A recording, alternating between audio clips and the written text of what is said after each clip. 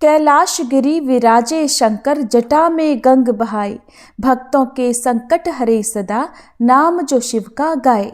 हर हर महादेव। जय भोलेनाथ। आप सभी पर भोलेनाथ की कृपा सदैव बनी रहे।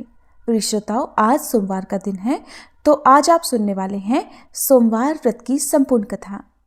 पौराणिक कथा के अनुसार अमरावती नगर में एक धनी व्यापारी रहा करता था। दूर दूर तक उसका व्यापार फैला हुआ था। नगर में उस व्यापारी का सभी लोग बहुत मान सम्मान करते थे। इतना सब कुछ होने पर भी वह व्यापारी मन से बहुत दुखी था, क्योंकि उस व्यापारी का कोई पुत्र जो नहीं था। दिन रात उसे बस एक ही चिंता सताती रहती थी कि उसकी मृत्यु के बाद उसके इतने बड़े व्यापार और धन संपत्ति को कौन संभालेगा। पुत्र प्राप्ति की इच्छा से वह व्यापारी हर सोमवार भगवान शिव की व्रत और पूजा किया करता था। सायंकाल को वह व्यापारी शिव मंदिर में जाकर भगवान शिव के सामने घी का दीपक भी जलाता था। उस व्यापारी की भक्ति देखकर एक दिन देवी पार्वती ने भगवान शिव से कहा, हे प्रभु, ये व्यापारी आपका सच्चा भक्त है। कितने दिनों से ये सोमवार का व्रत और पूजा नियमित कर रहा है। भगवान, आप इस व्यापारी की मनोकामना अवश्य पूर्ण करें। तब भगवान शिव ने मुस्कुराते हुए कहा, हे पार्वती, इस संसार में सबको उसके कर्म के अनुसार फल की प्राप्ति होती है। प्राणी जैसा कर्म करते हैं उन्हें वैसा ही फल मिलता है। इसके बाद भी देवी पार्वती नहीं मानी। उन्होंने बार बार आग्रह करते हुए कहा, हे महादेव, हे प्रभु, आपको इस व्यापारी की इच्छा पूरी करनी ही पड़ेगी। ये आपका अनन्य भक्त है। हर सोमवार आपका विधिवत व्रत रखता है और पूजा अर्चना के बाद आपको भोग लगाकर एक समय ही भोजन भी ग्रहण करता है। आपको इसे पुत्र प्राप्ति का वरदान तो देना ही होगा प्रभु। देवी पार्वती का इतना आग्रह देखकर भगवान शिव ने कहा, देवी, तुम्हारे आग्रह पर मैं इस व्यापारी को पुत्र प्राप्ति का वरदान देता हूँ, लेकिन इसका पुत्र 16 वर्ष से अधिक जीवित नहीं रहेगा।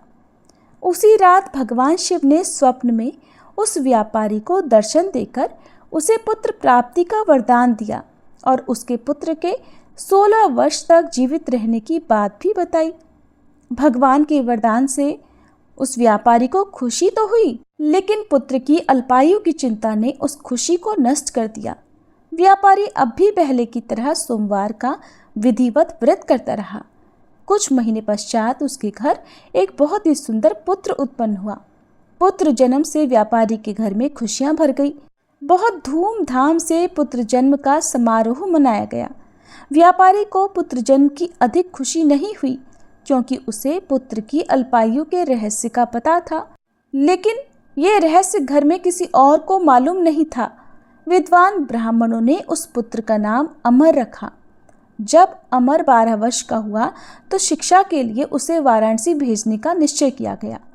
व्यापारी ने अमर के मामा दीपचंद को बुलाया और कहा कि अमर को शिक्षा प्राप्त करने के लिए वाराणसी छोड़कर आओ। अमर अब अपने मामा के साथ शिक्षा प्राप्त करने के लिए चल दिया। रास्ते में जहाँ भी अमर और दीपचंद रात्रि विश्राम के लिए ठहरते, वहीं यज्ञ करते और ब्राह्मणों को भोजन भी कराते थे। लंबी यात्रा के बाद अमर और दीपचंद एक नगर में पहुंचे। उस नगर के राजा की कन्या के विवाह की खुशी में पूरे नगर को सजाया गया था। निश्चित समय पर बारात आ गई, लेकिन वर का पिता अपने बेटे के एक आंख से काना होने के कारण बहुत चिंतित था। उसे इस बात का भय सता रहा था कि राजा को इस बात का पता चलने पर कहीं वह विवाह से इनकार न कर दे, इससे उसकी बदनामी होगी। वर के पिता ने अमर को देखा तो उसके मस्तिष्क में एक विचार आया। उसने सोचा, क्यों न इस लड़के को दुल्हा बनाकर राजकुमारी से विवाह करा दूं। विवाह के बाद इसको धन देकर विदा कर दूंगा और राजकुमारी को अपने नगर में ले जाऊंगा। वर के पिता ने इस संबंध में अमर और दीपचंद से बात की। दीपचंद ने धन मिलने के लालच में वर के पिता की बात स्वीकार कर ली और अमर को दुल्हे के वस्त्र पहनाकर राजकुमारी चंद्रिका से विवाह करा दिया गया। राजा ने बहुत सा धन देकर राजकुमारी को विदा किया।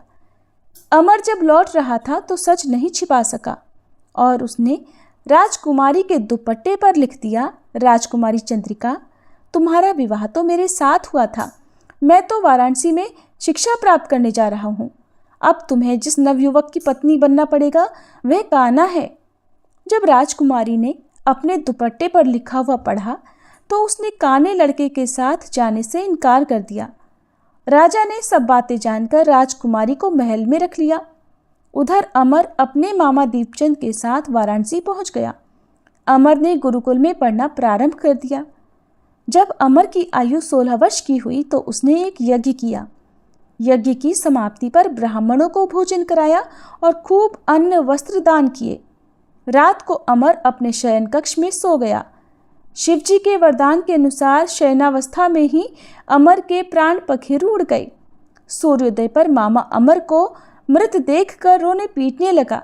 आसपास के लोग भी एकत्र होकर दुख प्रकट करने लगे। मामा के रोने विलाप करने के स्वर समीप से गुजरते हुए भगवान शिव और माता पार्वती ने भी सुने। तब माता पार्वती ने भगवान से कहा, प्राणनाथ, मुझसे इसके रोने का स्वर सहन नहीं हो रहा। आप इस व्यक्ति के कष्ट को अवश्य दूर कीजिए। भगवान शिव ने देवी पार्वती के साथ अदृश्य रूप में जाकर अमर को देखा तो पार्वती जी से बोले, देवी, ये तो उसी व्यापारी का पुत्र है जिसे मैंने 16 वर्ष की आयु का वरदान दिया था। आज इसकी आयु तो पूरी हो गई। देवी पार्वती ने फिर भगवान शिव से निवेदन किया, हे प्राणनाथ, आप इस लड़के को जीवित कर दीजिए, नहीं तो इस लड़के के माता पिता पुत्र की मृत्यु के कारण रो रो कर अपने प्राणों का त्याग कर देंगे। इस लड़के का पिता तो आपका परम भक्त है, वर्षों से सोमवार का व्रत करते हुए आपको भोग लगा रहा है। माता पार्वती के बार बार आग्रह करने पर भगवान शिव ने उस लड़के को जीवित होने का वरदान दे दिया और कुछ ही क्षणों में वह जीवित होकर उठ बैठा। फिर शिक्षा समाप्त करके अमर मामा के साथ अपने नगर की ओर चल दिया। दोनों चलते हुए उसी नगर में पहुंचे जहां अमर का विवाह हुआ था। उस नगर में भी अमर ने यज्ञ का आयोजन किया। समीप से गुजरते हुए नगर के राजा ने यज्ञ का आयोजन देखा। तब राजा ने अमर को तुरंत पहचान लिया।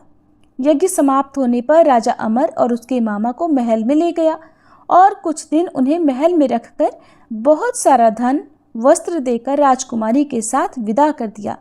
रास्ते में सुरक्षा के लिए राजा ने बहुत से सैनिकों को भी साथ भेजा। दीपचंद ने नगर में पहुंचते ही एक दूत को घर भेजकर अपने आने की सूचना भेजी। अपने बेटे अमर के जीवित वापस लौटने की सूचना से व्यापारी बहुत प्रसन्न हुआ। व्यापारी ने अपनी पत्नी के साथ स्वयं को एक कमरे में बंद कर रखा था। भूखे प्यासे रहकर व्यापारी और उसकी पत्नी बेटे की प्रतीक्षा कर रहे थे। उन्होंने प्रतिज्ञा कर रखी थी कि यदि उन्हें अपने बेटे की मृत्यु का समाचार मिला तो वे दोनों भी अपने प्राण त्याग देंगे। व्यापारी अपनी पत्नी और मित्रों के साथ नगर के द्वार पर पहुंच गया। अपने बेटे के विवाह का समाचार सुनकर पुत्र वधू राजकुमारी चंद्रिका को देखकर उसकी खुशी का ठिकाना नहीं रहा। उसी रात भगवान शिव ने व्यापारी के स्वप्न में आकर कहा, हे श्रेष्ठी, मैंने तेरे सोमवार के व्रत करने और व्रत कथा सुनने से प्रसन्न होकर तेरे पुत्र को लंबी आयु प्रदान की है। यह सुनकर व्यापारी बहुत प्रसन्न हुआ। सोमवार का व्रत करने से व्यापारी के घर में खुशियां लौट आई। शास्त्रों में लिखा है कि जो स्त्री पुरुष सोमवार का विधिवत व्रत करते और व्रत कथा सुनते हैं, उनकी सभी इच्छाएं महादेव की कृपा से पूरी हो जाती हैं। सोमवार व्रत कथा समाप्त। प्रिय श्रोताओं, अब आपको सुनाते हैं नवग्रहों की कथा। ज्योतिष शास्त्र में नवग्रहों को बहुत ही महत्वपूर्ण माना जाता है, क्योंकि इन्हीं ग्रहों की चाल के कारण सभी राशियों के जीवन पर सकारात्मक या नकारात्मक प्रभाव पड़ते हैं। लेकिन कथा सुनाने से पहले आपको नवग्रहों के माता पिता के बारे में भी बताते हैं कि इन सभी नवग्रहों के माता पिता कौन हैं। ज्योतिष विज्ञान में ग्रह और उनकी दशा का विशेष महत्व है। ये सभी नवग्रह किसी न किसी क्षेत्र जैसे शिक्षा, ज्ञान, धन, लाभ, हानि इनका प्रतिनिधित्व करते हैं। सबसे पहले ग्रह की बात करते हैं सूर्य।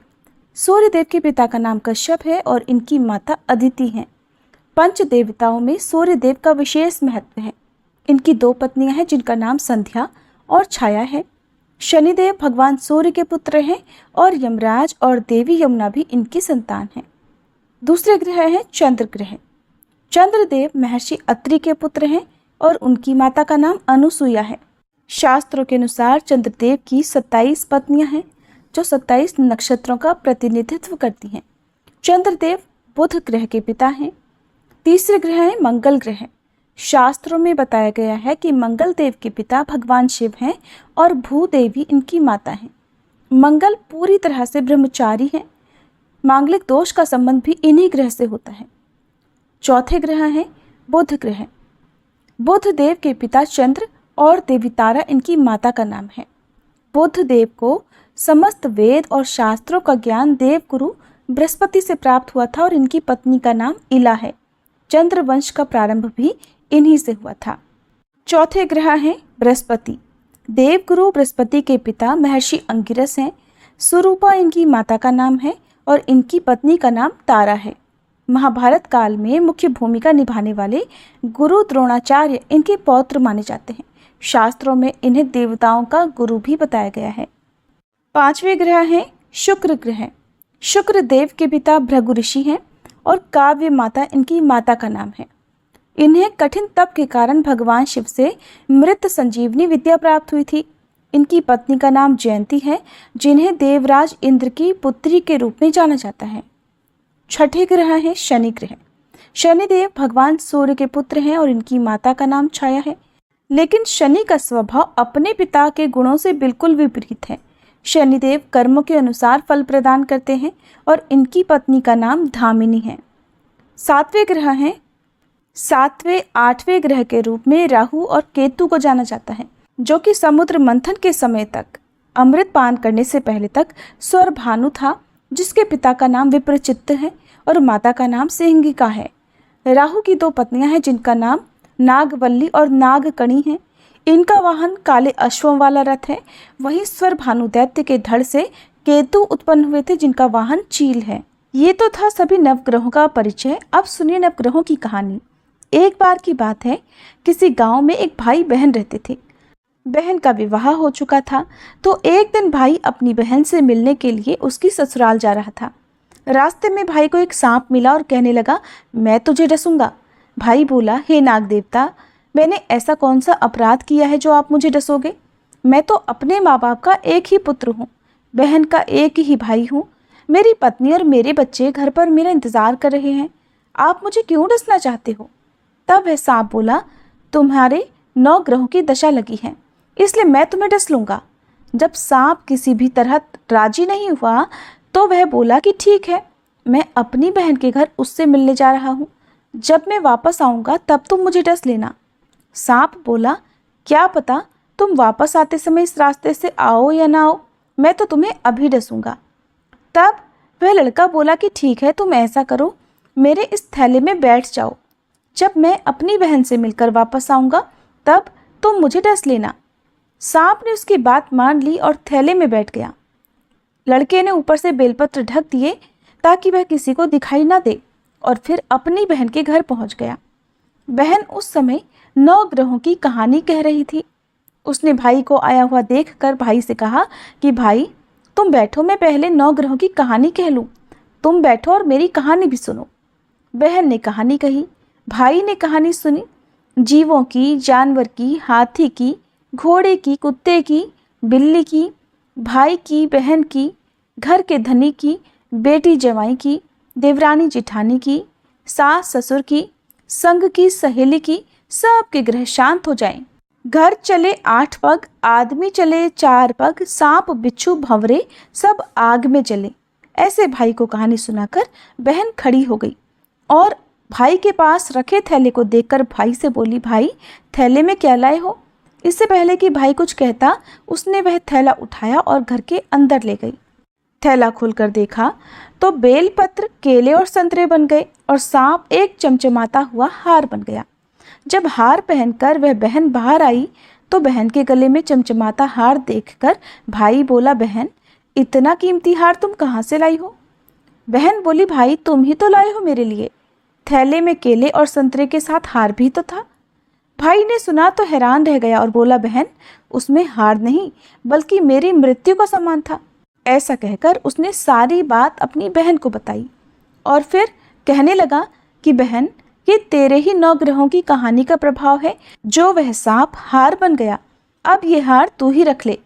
कुछ दिनों के बाद बहन के घर रहने के बाद जब भाई वापस चलने लगा तो बहन बोली, भाई तुम्हारे 9 ग्रहों की दशा लगी है, तुम घर जाकर भाभी से कहना कि वो 9 ग्रहों की कहानी कहे। ऐसा कहकर उसने अपने भाई को विदा किया। भाई जब अपने घर पहुंचा और जाकर अपनी पत्नी से बोला कि सुनो, हमारे 9 ग्रहों की दशा लगी है, हम नवग्रह की कहानी रोज कहा करेंगे। मैं कहूँगा और तुम सुनना, तुम कहोगी तो मैं सुनूंगा। फिर बोला, जाओ 1 लोटा जल का भरकर लाओ, साथ में चावल और चीनी के दाने भी लेकर आओ। उसकी पत्नी सारी सामग्री ले आई। कहानी कही, जीव की, जानवर की, हाथी की, घोड़े की, कुत्ते की, बिल्ली की, देवरानी जिठानी की, सास ससुर की, घर के धनी की, बेटी जवाई की, भाई बहन की, सबके 9 ग्रह शांत हो जाइयो। घर चले 8 पग, आदमी चले 4 पग, सांप बिच्छू भंवरे सब आग में जल जाइयो। सभी 9 ग्रहों को नमस्कार है। जैसे 9 ग्रहों की दशा भाई की उतरी, वैसे ही इस कहानी को कहते सुनते और हुंकारा भरते सब की उतरे। सब पर 9 ग्रहों की कृपा बनी रहे। ये थी 9 ग्रहों की कहानी। आपको अच्छी लगी हो तो वीडियो को लाइक करके कमेंट बॉक्स में ज़रूर बताइएगा।